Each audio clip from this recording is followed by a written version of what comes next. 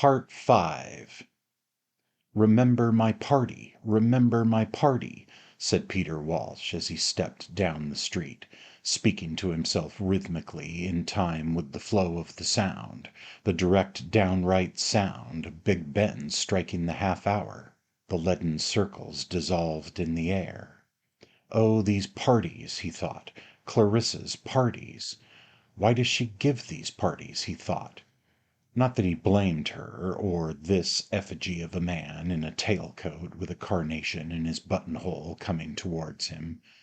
Only one person in the world could be as he was, in love, and there he was, this fortunate man, himself, reflected in the plate glass window of a motor car manufacturer in Victoria Street. All India lay behind him. Plains, mountains, epidemics of cholera, a district twice as big as Ireland. Decisions he had come to alone, he, Peter Walsh, who was now really for the first time in his life in love. Clarissa had grown hard, he thought, and a trifle sentimental into the bargain, he suspected, looking at the great motor cars capable of doing how many miles on how many gallons? For he had a turn for mechanics, had invented a plough in his district, had ordered wheelbarrows from England, but the coolies wouldn't use them, all of which Clarissa knew nothing whatever about. The way she said, "Here is my Elizabeth," that annoyed him. Why not "Here's Elizabeth" simply? It was insincere, and Elizabeth didn't like it either. Still the last tremors of the great booming voice shook the air round him. The half hour, still early, only 11:30 still. For he understood young people. He liked them. There was always something cold in Clarissa, he thought. She had always, even as a girl, a sort of timidity, which in middle age becomes conventionality, and then it's all up. It's all up, he thought, looking rather drearily into the glassy depths, and wondering whether by calling at that hour he had annoyed her, overcome with shame suddenly at having been a fool, wept, been emotional, told her everything as usual, as usual. As a cloud crosses the sun, silence falls on London, and falls on the mind. Effort ceases, time flaps on the mast. There we stop, there we stand. Rigid, the skeleton of habit alone upholds the human frame. Where there is nothing, Peter Walsh said to himself, feeling hollowed out, utterly empty within. Clarissa refused me, he thought. He stood there thinking, Clarissa refused me. "Ah," said St. Margaret's, like a hostess who comes into her drawing-room on the very stroke of the hour and finds her guests there already. "I am not late. No, it is precisely 11:30, she says, yet, though she is perfectly right, her voice, being the voice of the hostess, is reluctant to inflict its individuality. Some grief for the past holds it back, some concern for the present. It is 11:30, she says, and the sound of St. Margaret's glides into the recesses of the heart, and buries itself in ring after ring of sound, like something alive which wants to confide itself, to disperse itself, to be, with a tremor of delight, at rest, like Clarissa herself, thought Peter Walsh, coming down the stairs on the stroke of the hour in white. It is Clarissa herself, he thought, with a deep emotion and an extraordinarily clear yet puzzling recollection of her, as if this belle had come into the room years ago, where they sat at some moment of great intimacy, and had gone from one to the other, and had left, like a bee with honey, laden with the moment. But what room? What moment? And why had he been so profoundly happy when the clock was striking? Then, as the sound of St. Margaret's languished, he thought she had been ill, and the sound expressed languor and suffering. It was her heart, he remembered, and the sudden loudness of the final stroke told for death that surprised in the midst of life, Clarissa falling where she stood, in her drawing-room. "No, no," he cried, "she is not dead. I am not old," he cried, and marched up Whitehall as if there rolled down to him, vigorous, unending, his future. He was not old, or set, or dried in the least. As for caring what they said of him, the Dalloways, the Whitbreads, and their set, he cared not a straw, not a straw, though it was true he would have, some time or other, to see whether Richard couldn't help him to some job. Striding, staring, he glared at the statue of the Duke of Cambridge. He had been sent down from Oxford, true. He had been a socialist, in some sense a failure, true. Still, the future of civilization lies, he thought, in the hands of young men like that, of young men such as he was 30 years ago, with their love of abstract principles, getting books sent out to them all the way from London to a peak in the Himalayas, reading science, reading philosophy. The future lies in the hands of young men like that, he thought. A patter like the patter of leaves in a wood came from behind, and with it a rustling, regular thudding sound, which, as it overtook him, drummed his thoughts, strict in step, up Whitehall without his doing. Boys in uniform, carrying guns, marched with their eyes ahead of them, marched, their arms stiff, and on their faces an expression like the letters of a legend written round the base of a statue praising duty, gratitude, fidelity, love of England. It is, thought Peter Walsh, beginning to keep step with them, a very fine training. But they did not look robust. They were weedy for the most part, boys of 16, who might, to-morrow, stand behind bowls of rice, cakes of soap on counters. Now they wore on them, unmixed with sensual pleasure or daily preoccupations, the solemnity of the wreath which they had fetched from Finsbury Pavement to the empty tomb. They had taken their vow. The traffic respected it. Vans were stopped.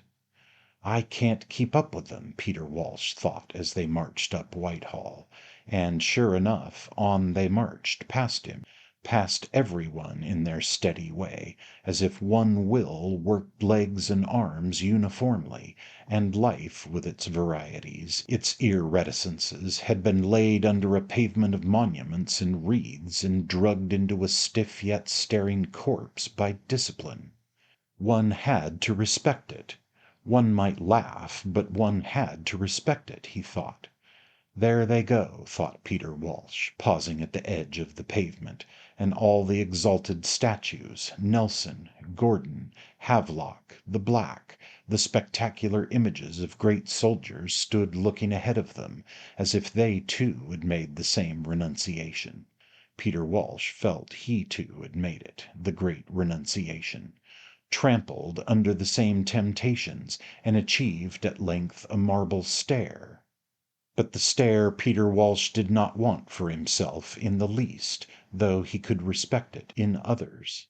He could respect it in boys. They don't know the troubles of the flesh yet, he thought, as the marching boys disappeared in the direction of the Strand. All that I've been through, he thought, crossing the road, and standing under Gordon's statue, Gordon, whom, as a boy, he had worshipped, Gordon standing lonely with one leg raised and his arms crossed. Poor Gordon, he thought. And just because nobody yet knew he was in London except Clarissa, and the earth, after the voyage, still seemed an island to him, the strangeness of standing alone, alive, unknown at 11:30 in Trafalgar Square overcame him. What is it? Where am I? And why, after all, does one do it? He thought, the divorce seeming all moonshine. And down his mind went, flat as a marsh, and three great emotions bowled over him: understanding, of vast philanthropy, and finally, as if the result of the others, an irrepressible, exquisite delight, as if inside his brain by another hand strings were pulled, shutters moved, and he, having nothing to do with it, yet stood at the opening of endless avenues, down which, if he chose, he might wander. He had not felt so young for years. He had escaped, was utterly free, as happens in the downfall of habit, when the mind, like an unguarded flame, bows and bends and seems about to blow from its holding. I haven't felt so young for years, thought Peter, escaping, only of course for an hour or so, from being precisely what he was, and feeling like a child who runs out of doors and sees as he runs his old nurse waving at the wrong window.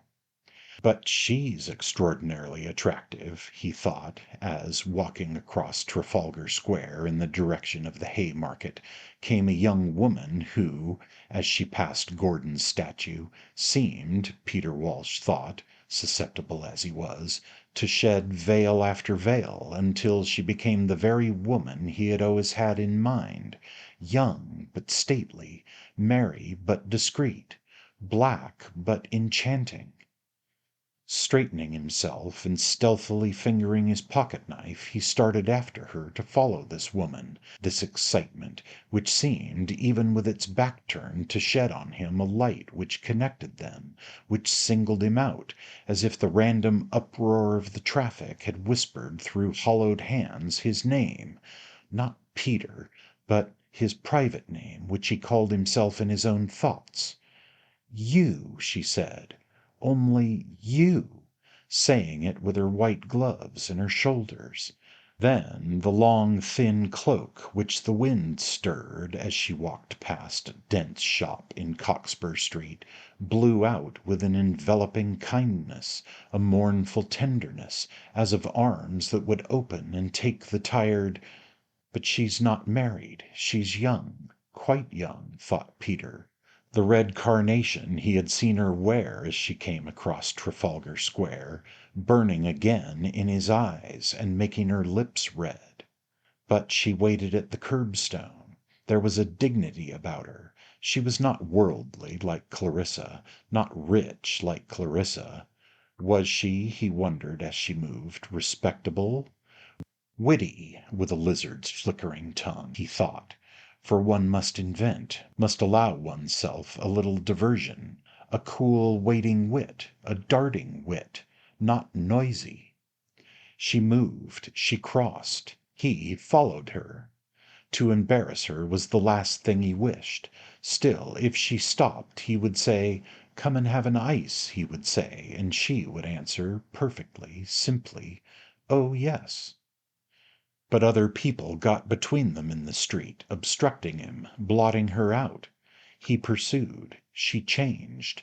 There was color in her cheeks, mockery in her eyes. He was an adventurer, reckless, he thought, swift, daring, indeed, landed as he was last night from India, a romantic buccaneer, careless of all these damned proprieties, yellow dressing-gowns, pipes, fishing rods in the shop windows, and respectability and evening parties, and spruce old men wearing white slips beneath their waistcoats.